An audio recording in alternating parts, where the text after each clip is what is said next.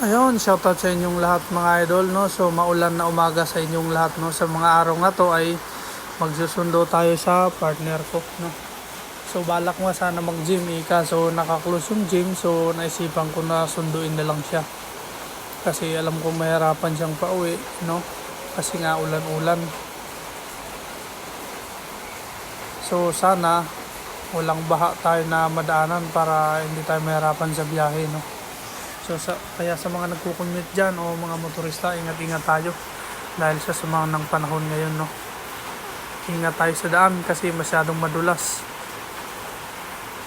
So ayun nga, may nakita tayo dito nagpakahinto ng mga motor. Malalim siguro yung baha, no. Ay nako. Happy si Burnok ah.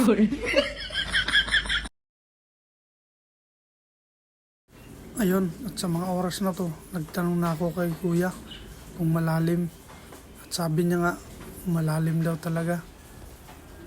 Hanggang sa iba kong, kaya napaisip ako. Kaya makikita niyo sa unahan, di ba? Para na siyang dagat, masyadong malalim. Pero kung makikita niyo, may mga nagtutulak naman ng motor sa unahan at saka may mga bisikleta pa rin nakadaan. Kaya naisipan ko, humanap na lang ako ng ibang daan. Sana hindi ba sa iba, sa Pulanlupa, no?